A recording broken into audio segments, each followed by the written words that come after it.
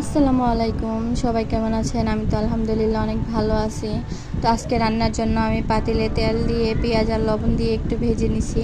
এবার একটু পানি দিয়ে দিব, পানি দিয়ে আমি দিয়ে দিব রসুন বাটা। এবার দিয়ে দিব হলুদের গুঁড়া, মরিচের গুঁড়া, ধনিয়ার গুঁড়া।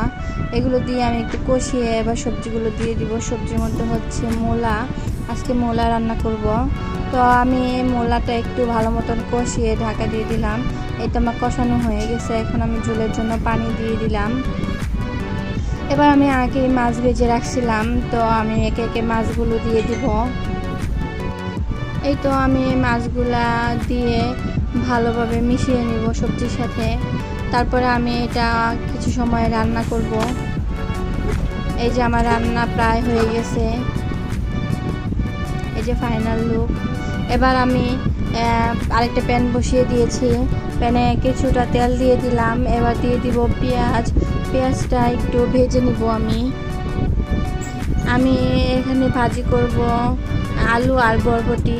তো পেঁয়াজ ভাজার সাথে আমি কয়েকটা শুকনো মরিচ দিয়ে দিলাম। কাঁচা মরিচের থেকে শুকনো মরিচ দিয়ে ভাজিটা করলে অনেক বেশি মজা লাগে। তারপরে একটু হলুদের গুঁড়া দিয়ে দিলাম। এখানে আমি আর কোনো মশলা দিব না এখনই। তো এবার আমি দিয়ে দিলাম বরবটি আর আলু। এই ভাজিটা খেতে কিন্তু অনেক মজা হয়েছিল। তো আমি এগুলো মশলার সাথে ভালোভাবে মিশিয়ে নিচ্ছি।